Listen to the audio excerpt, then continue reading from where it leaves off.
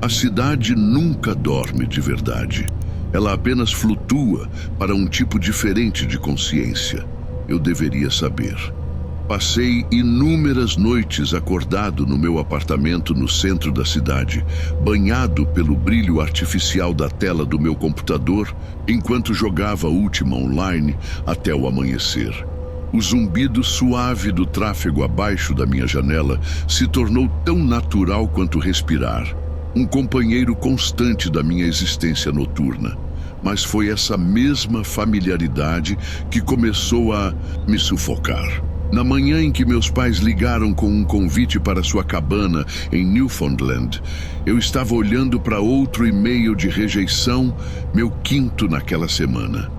A mensagem ficou borrada diante dos meus olhos, juntando-se à constelação de caixas de pizza e latas vazias de bebidas energéticas que se tornaram a paisagem da minha vida.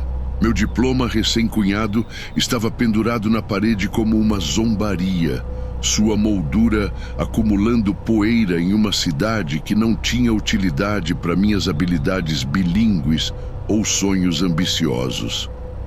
O ar do outono pode lhe fazer bem, minha mãe disse, sua voz carregando um calor que fez meu apartamento austero parecer ainda mais frio.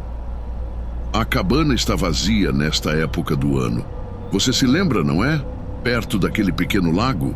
Eu me lembrava, embora vagamente, verões da infância passados pulando pedras em águas lisas como espelhos, o cheiro de agulhas de pinheiro espesso no ar.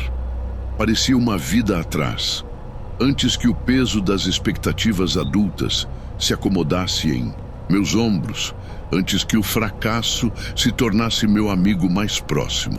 O voo que me levou para longe das luzes da cidade foi normal até que nossa descida começou. Foi quando testemunhei algo tão dolorosamente lindo que fez meu peito apertar. Um mar de nuvens se estendia abaixo de nós, banhado por um luar tão brilhante que parecia quase artificial. As estrelas acima eram impossivelmente numerosas, espalhadas pela extensão negra como pó de diamante em veludo. Era como se estivéssemos suspensos entre dois mundos, um de magia celestial acima e um de mistérios terrestres abaixo. Pressionei minha testa contra a janela fria, observando nossa sombra dançar através da cobertura de nuvens. Por aqueles poucos momentos preciosos, me senti leve, livre das ansiedades que me trouxeram até aqui. Então, mergulhamos através daquela barreira etérea e algo mudou no ar ao meu redor. Um peso se instalou em meus ossos, uma premonição que eu não conseguia nomear, mas também não conseguia me livrar. O pequeno aeroporto que nos recebeu era pouco mais do que uma coleção de prédios desgastados, amontoados contra a escuridão. Meu pai navegou o carro alugado por estradas estreitas, que pareciam serpentear infinitamente pela floresta densa, os faróis captando vislumbres de placas de alerta sobre travessias de alces. Minha mãe preencheu o silêncio com histórias sobre a história da cabana, mas minha atenção foi capturada pelas sombras entre as árvores. Elas pareciam mais profundas aqui, mais absolutas do que a escuridão da cidade que eu conhecia. A cabana emergiu da floresta como uma memória tomando forma. 2 andares de madeira desgastada e janelas que refletiam o luar como olhos. O lago ao lado era uma lâmina de vidro preto, perturbada apenas pela ondulação ocasional que fazia o luar dançar em sua superfície. Meus pais, exaustos da viagem, recuaram para o andar de cima quase imediatamente, deixando-me sozinho com meu horário de sono invertido e pensamentos inquietos. A bengala que encontrei apoiada na porta não passava de um cabo de vassoura reaproveitado. E a lanterna era o tipo de implemento resistente que falava de falta de energia e preparativos de emergência. Anunciei minha intenção de caminhar. Recebi os avisos esperados sobre pisar com cuidado e saí para uma noite que não parecia em nada com a escuridão da cidade que eu conhecia. Na cidade, a escuridão nunca é completa. Ela é sempre diluída por postes de luz, letreiros de neon e o brilho de inúmeras janelas. Mas aqui, a escuridão tinha peso e substância. A lua, acima, brincava de esconde-esconde com nuvens que se moviam rapidamente, criando um efeito estroboscópico que fazia as sombras parecerem respirar. O caminho ao redor do lago estava bem gasto, um testemunho de anos de caminhadas semelhantes feitas por outros antes de mim. Pinheiros estavam como sentinelas à minha direita, seus galhos tão densamente compactados que criavam uma parede de sombra mais profunda. À minha esquerda, o lago refletia qualquer luz que conseguisse atravessar a cobertura de nuvens, criando padrões que me lembravam das telas de carregamento dos meus jogos favoritos. A comparação trouxe um sorriso aos meus lábios, mas ele morreu rapidamente quando uma sensação subiu pela minha espinha, um sentimento tão primordial que ultrapassou todo o pensamento racional. Sabe aquele momento em jogos de terror, quando a música para de repente e você simplesmente sabe que algo está prestes a acontecer? Era assim que parecia. O mundo parecia prender a respiração. Minha pele se arrepiou e cada pelo do meu corpo ficou em posição de sentido. Virei o facho da minha lanterna em direção à floresta, mais instinto do que decisão consciente, e a sensação evaporou como névoa matinal. Eu ri de mim mesmo, o som anormalmente alto na noite silenciosa. Eu estava deixando minha imaginação de jogador correr solta, vendo batalhas de chefes em cada sombra. O facho da minha lanterna abriu um caminho reconfortante na escuridão e continuei andando, focando determinadamente no barulho do cascalho sob meus pés, em vez dos sussurros do vento através dos pinheiros. Mas quando cheguei ao ponto mais distante da minha jornada, onde a cabana era visível do outro lado do lago como um farol distante, aquela sensação retornou. Desta vez, não se arrastou. Bateu em mim como uma força física. Meus olhos foram atraídos para a superfície do lago, onde algo estava errado. Tão fundamentalmente, terrivelmente errado, que minha mente inicialmente se recusou a processar o que estava vendo. Um vazio se abriu no reflexo do lago. Uma ausência perfeita de luz na forma de uma pessoa, de pé na água. E enquanto eu observava, congelado no lugar por um terror tão completo que parecia que meus ossos tinham se transformado em gelo, ele começou a se mover em direção à costa. O tempo se tornou fluido, esticando e contraindo como caramelo nas mãos de uma criança cruel. O movimento da figura pela água não criou ondulações, nenhuma perturbação na superfície do lago. Ele simplesmente avançou, uma escuridão móvel que consumia o reflexo do luar conforme ele chegava. Meus dedos se atrapalharam com o interruptor da lanterna, a memória muscular falhando diante do medo primitivo. O facho finalmente ganhou vida, cortando a escuridão como uma espada e não encontrando nada. A superfície do lago estava intacta, o reflexo da cabana perfeito e completo. Minha respiração vinha em suspiros agudos, visíveis no ar frio da noite. Eu tinha imaginado muitas noites olhando para telas, muita cafeína, muito estresse.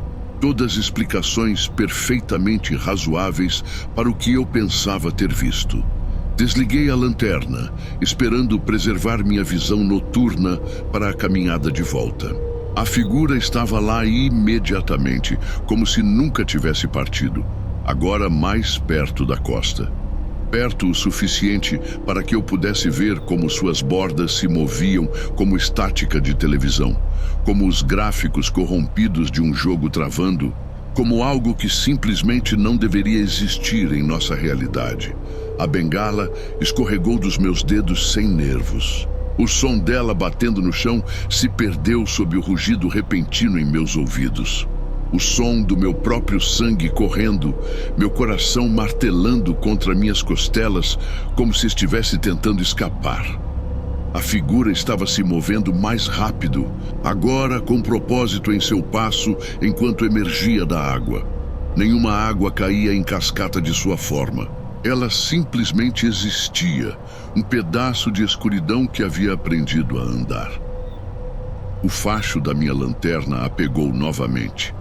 E novamente ela desapareceu. Mas nos segundos entre quando abaixei a luz e quando meus olhos se reajustaram à escuridão, ela havia diminuído mais a distância. Era como um jogo de luz vermelha, luz verde brincando com algo que não pertencia ao nosso mundo, algo que seguia regras que eu não entendia. A distância entre nós havia diminuído para meros metros quando meu corpo finalmente se lembrou de como se mover. A lanterna escorregou da minha mão, o impacto com o chão produziu um estalo agudo que pareceu ecoar pelo lago. Corri como nunca antes, pés batendo contra o caminho, galhos chicoteando meu rosto enquanto ocasionalmente me desviava da trilha. Todos os meus instintos gritavam para eu não olhar para trás, mas olhei. Por cima do meu ombro vislumbrei aquela escuridão com bordas estáticas se movendo com velocidade impossível, devorando a distância entre nós. Não fez nenhum som, nenhum passo, nenhuma respiração, apenas o terrível silêncio de sua perseguição. Meu pé prendeu em uma raiz exposta e o chão correu para me encontrar. A dor atingiu minha perna enquanto a pele rasgava contra o cascalho. Mas me levantei, estimulado pela certeza de que parar significava algo pior do que a morte. As luzes da cabana estavam visíveis agora. Um farol de segurança que parecia impossivelmente distante. Meus pulmões estavam queimando, músculos gritando em protesto, mas continuei correndo. A parte racional da minha mente, a parte que lidava com códigos de computador, aplicações de emprego e problemas do mundo real, havia desligado completamente, deixando apenas o cérebro animal que entendia perigo e fuga. O tempo se esticava como elástico, fazendo a distância final, até a cabana parecer quilômetros. Eu irrompi pela porta com força suficiente para batê-la contra a parede, mas nenhum som de perseguição me seguiu. As formas adormecidas dos meus pais no andar de cima não se mexeram. O barulho existia apenas na minha cabeça, como um pesadelo que me seguiu até o mundo desperto. Eu desabei no sofá, cada terminação nervosa em carne viva e disparando. Cada sombra no quarto uma ameaça em potencial. A janela dava para o lago e eu não conseguia suportar olhar para ela. Não conseguia suportar ver se aquela forma vazia estava ali, observando. Com as pernas trêmulas, forcei-me a me mover pela cabana, fechando todas as cortinas, verificando todas as fechaduras.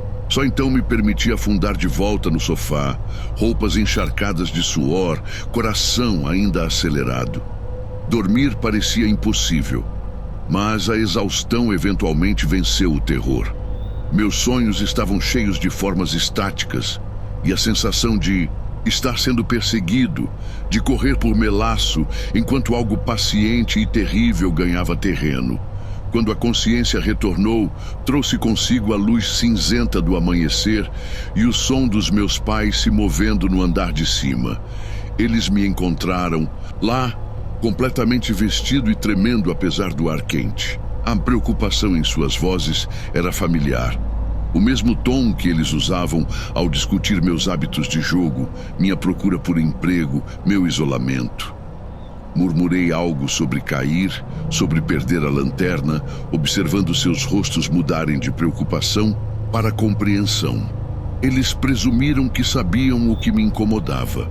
Um garoto da cidade, desacostumado ao escuro, assustado por florestas comuns à noite. Como eu poderia contar a eles o que eu realmente tinha visto?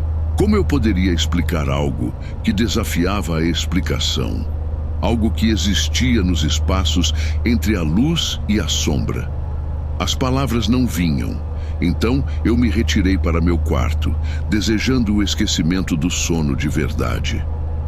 A porta do quarto se abriu em dobradiças silenciosas e o mundo parou de girar. Ali, dispostos na cama com precisão mecânica, estavam meus itens perdidos. A bengala e a lanterna, ambos cobertos de sujeira, colocados paralelos um ao outro como uma acusação ou um aviso. A janela além deles estava trancada, sua superfície refletindo nada além do interior do quarto. Fiquei na porta, incapaz de me mover, incapaz de processar o que estava vendo. O invólucro da lanterna estava rachado devido à queda, sujeira acumulada nas fraturas. A bengala tinha marcas de arranhões que não estavam lá no início da minha caminhada. Elas eram uma prova real e tangível de que a noite passada tinha acontecido, de que eu não tinha imaginado tudo em alguma alucinação induzida por estresse. Mas como eles chegaram aqui? A janela estava trancada por dentro.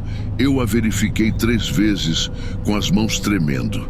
A porta estava fechada a noite toda e eu teria ouvido qualquer um se movendo pela cabine. As implicações fizeram minha cabeça girar, me fizeram questionar tudo o que eu achava que sabia sobre a realidade. Sentei-me na beirada da cama, o mais longe possível dos itens, mas ainda no mesmo quarto. O sol da manhã entrava pela janela, criando padrões no chão que pareciam zombar da escuridão da noite anterior. À luz do dia, tudo parecia quase normal. Quase. Mas eu não conseguia me livrar da sensação de que algo fundamental havia mudado. O mundo era diferente agora, ou talvez eu fosse diferente. As certezas confortáveis com as quais eu vivia sobre a realidade, sobre o que era possível e o que não era, foram destruídas como o invólucro daquela lanterna. Aquela noite me marcou de maneiras que eu não conseguia compreender completamente. Mesmo agora, anos depois, não consigo olhar para os reflexos do lago sem que minha frequência cardíaca dispare. Não consigo ficar na escuridão sem me perguntar se algo está observando dos espaços onde a luz não alcança. Meus hábitos de jogo caíram naturalmente depois disso. Telas em quartos escuros continham muitas memórias, muitas possibilidades. Nunca contei aos meus pais o que realmente aconteceu. Nunca contei a ninguém até agora. Eles provavelmente presumiram que a pausa da vida na cidade tinha feito seu trabalho. Tinha me tirado da depressão e do isolamento. De certa forma, eles estavam certos. Nada coloca os problemas da sua vida em perspectiva como encontrar algo que não deveria existir. Voltei para a cidade mudado. Encontrei um emprego, construí uma vida, mas nunca esqueci. Como poderia? Algumas experiências marcam você para sempre. Deixam você com o conhecimento inabalável de que o mundo é mais estranho e terrível do que imaginamos. Que às vezes, nos espaços entre a luz e a sombra, no reflexo de um lago iluminado pela lua, algo pode estar observando, esperando, caminhando. E às vezes, quando vejo meu próprio reflexo em uma janela escura, juro que vejo suas bordas se moverem como estáticas, apenas por um momento, antes de acender a luz.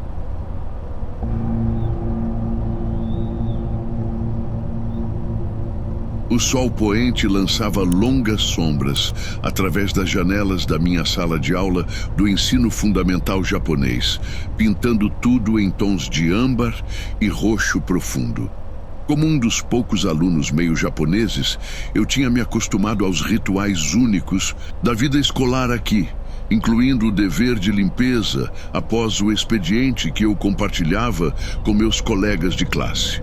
Esta noite não foi diferente. Ou assim eu pensava. O movimento rítmico da minha vassoura contra o piso de madeira ecoou na sala de aula vazia. Meu parceiro de limpeza tinha se desculpado para ir ao banheiro há vários minutos, me deixando sozinha com o zumbido suave das luzes fluorescentes e os chamados distantes dos corvos do lado de fora. A solidão não me incomodava. Depois de 2 anos no Japão, esses momentos de silêncio tinham se tornado quase meditativos. O relógio da sala de aula marcava mais de 17h30 e meu estômago roncou ao pensar na comida da minha mãe me esperando em casa. Tendo terminado minhas tarefas, decidi não esperar o retorno do meu parceiro. Os corredores estavam assustadoramente silenciosos enquanto eu ia até os armários de sapatos. Meus chinelos internos faziam sons suaves de estofamento contra o piso polido. Enquanto me agachava para calçar meus sapatos de rua, algo mudou na minha visão periférica. Uma sombra humana que pareceu se materializar do nada. O ar de repente ficou espesso, quase viscoso, dificultando a respiração. Eu me virei, esperando ver meu colega de classe, mas encontrei apenas um espaço vazio. Um arrepio percorreu minha espinha, mas descartei como paranoia causada pela luz fraca. A parte racional do meu cérebro tentou se concentrar em coisas normais. Dever de casa, jantar, o mangá que eu queria ler mais tarde. Mas quando saí, algo primitivo dentro de mim, algum antigo instinto de sobrevivência, forçou meus olhos a irem em direção ao espaço escuro abaixo do prédio elevado da escola. O tempo pareceu parar. Ali, nas sombras, havia algo que desafiava a explicação. Minha mente lutava para processar o que eu estava vendo, tentando desesperadamente encaixá-lo em alguma categoria familiar. Mas não havia nada familiar sobre essa entidade. Ele se movia como um inseto, mas usava uma imitação da forma humana. Seus membros se dobravam em ângulos impossíveis enquanto ele rastejava de 4. Seus movimentos eram bruscos e artificiais, como um personagem de videogame com falhas. Mas foi o rosto, ó Deus, o rosto, que fez meu sangue gelar. Imagine uma pele humana esticada muito apertada sobre o nada, branca, translúcida como papel de arroz exposto à luz. Nenhuma característica marcava sua superfície lisa, exceto uma boca grotescamente desproporcional. Enquanto eu estava ali, congelado de horror, aquela boca começou a se esticar, revelando fileiras de presas afiadas como agulhas em uma paródia de um sorriso. Eu queria correr, gritar, fazer qualquer coisa além de ficar ali olhando. Mas meu corpo se recusou a se mover, preso naquele momento eterno de terror. Então, sem aviso, olhos apareceram em seu rosto inexpressivo. Não olhos que se abriram, mas olhos que simplesmente se manifestaram, enormes e sem piscar, perfurando minha alma com uma intensidade que parecia dor física. Esses não eram olhos humanos.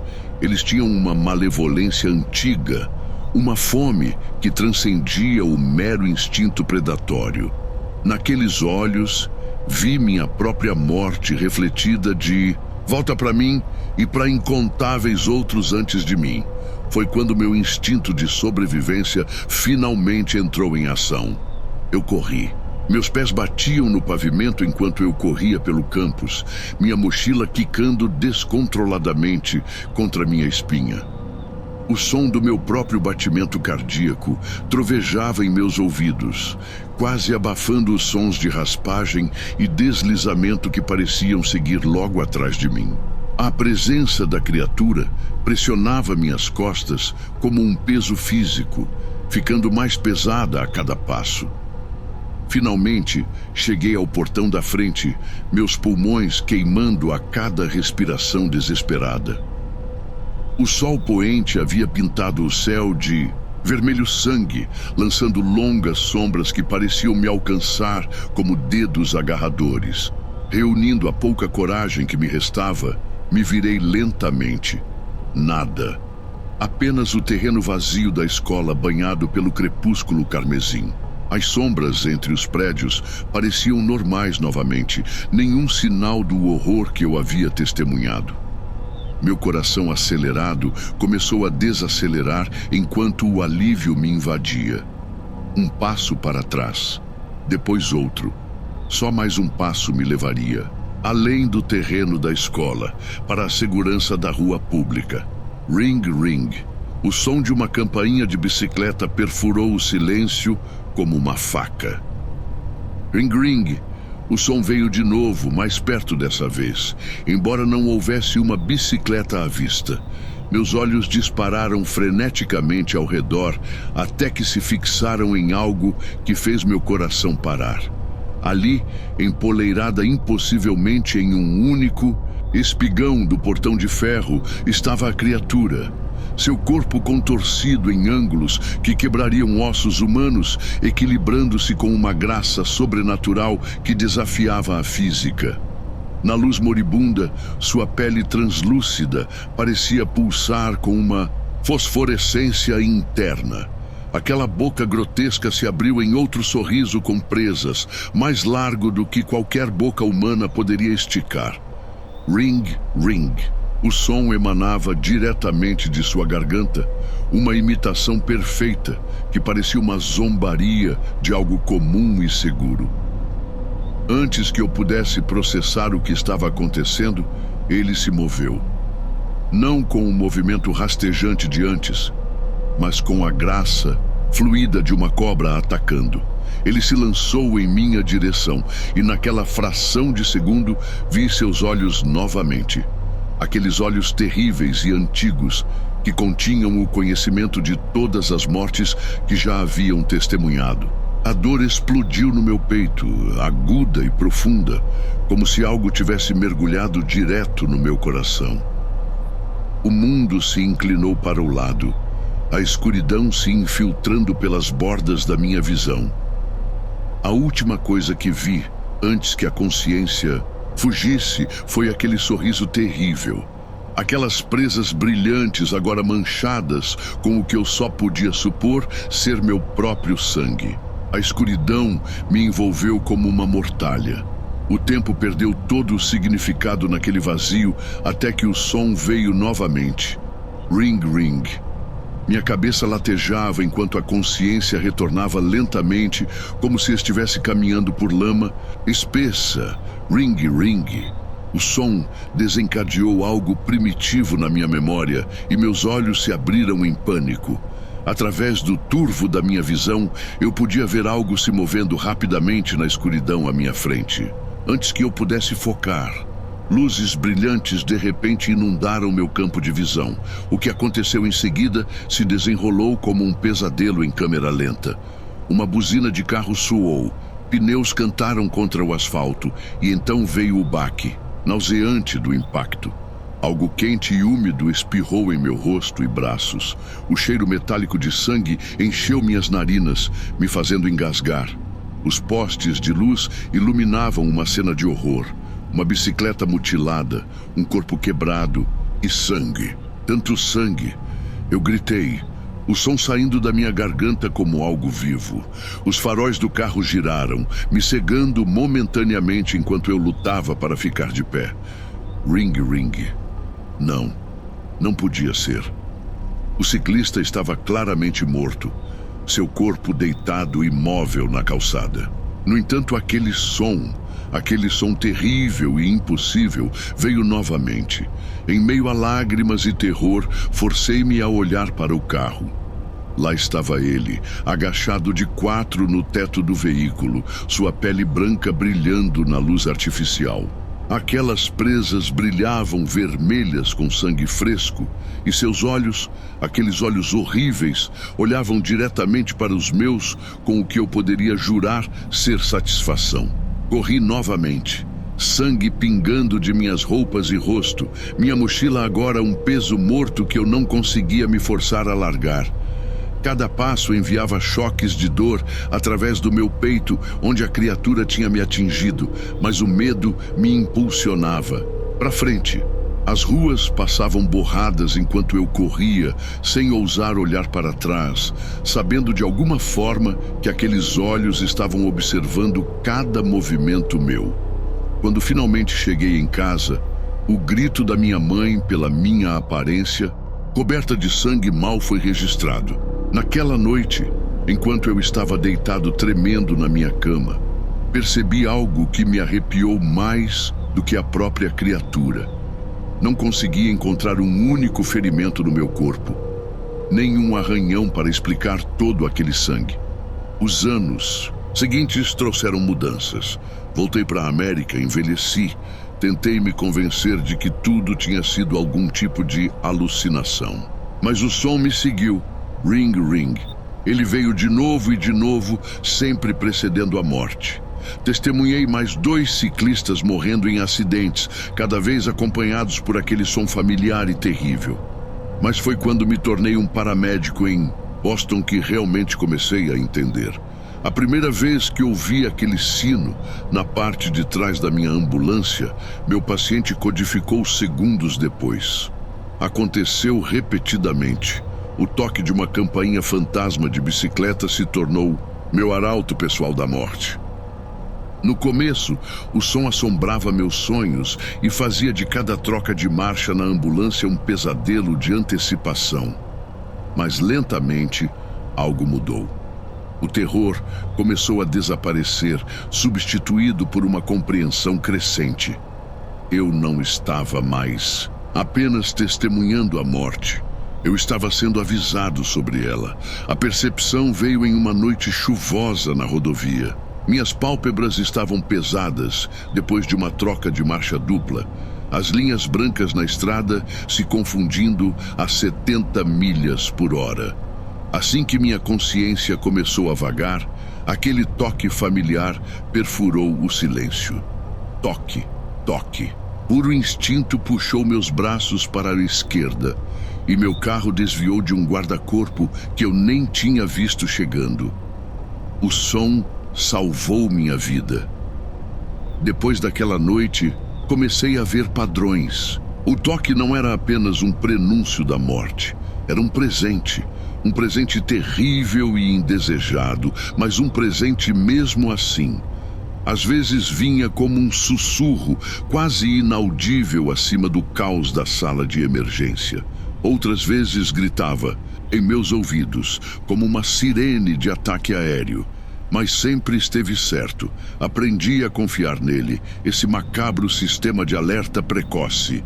Quando o ouvia na ambulância, sabia que deveria começar as compressões torácicas antes que os monitores mostrassem qualquer mudança.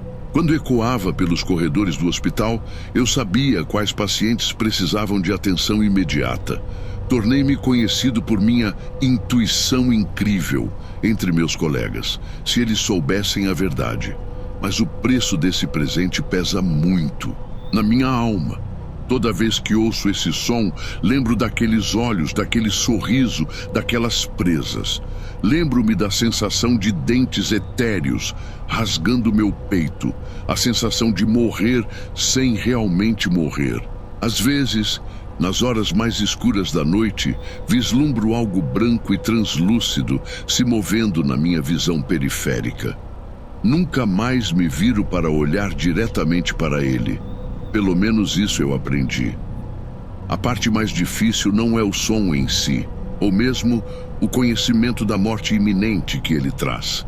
É a certeza que fica mais forte a cada ano que passa, a compreensão de que fui marcado. Aquela criatura, seja lá o que fosse, não me atacou naquele dia. Ela me escolheu, me conectou a algo antigo e terrível, algo que existe nos espaços entre a vida e a morte. Acredito agora que o que encontrei não foi apenas uma entidade sobrenatural aleatória. Era algo muito mais antigo, muito mais fundamental para o tecido da existência. Algumas culturas o chamam de ceifador, outras têm nomes diferentes, mas Todos falam de seres que estão no limiar entre a vida e a morte. Comecei a pensar nele como o arauto da morte e, de alguma forma, impossivelmente, ele me tornou seu aprendiz. Semana passada, atendi a outra morte de ciclista. Enquanto me ajoelhava ao lado do corpo quebrado, ouvi o toque, como sempre. Mas dessa vez, algo era diferente. No reflexo de uma janela próxima, vislumbrei meu próprio rosto. Por apenas um momento, menos de um batimento cardíaco, minha pele pareceu brilhar com a mesma brancura translúcida de que me lembrava de anos atrás. Anel, Anel. O som ainda me segue, um companheiro constante no meu trabalho como paramédica. Tornou-se parte de quem eu sou, essa conexão com a morte. Mas não consigo me livrar da sensação de que tudo está se construindo em direção a algo. Que um dia ouvirei a campainha da bicicleta uma última vez. E quando esse dia chegar, sei o que verei. Aquela criatura esperando por mim com seu sorriso de presas e olhos sem fundo. Só que dessa vez, acho que não vou fugir, porque agora entendo o que aconteceu naquele dia depois da escola. Não estava apenas me mostrando a morte, estava me ensinando a reconhecê-la, a entendê-la, talvez até a guiar os outros por ela. Tornei-me algo entre, não exatamente vivo, não exatamente morto, mas um caminhante do limiar. Então, se você estiver em Boston e ouvir o toque inesperado de uma campainha de bicicleta, quando nenhum ciclista estiver à vista, preste atenção. Pode salvar sua vida. Ou pode estar anunciando seu fim. E se você me vir lá, com meu uniforme de paramédico e meu olhar de 1000 jardas, saiba que não estou apenas tentando salvá-lo, estou tentando guiá-lo através do que vier a seguir. Ring, ring. Às vezes, tarde da noite na ambulância, eu me pergunto se meus olhos começaram a se parecer com os olhos dela. Eu nunca mais verifico. Algumas perguntas são melhores deixadas sem resposta, mesmo quando você anda com a morte.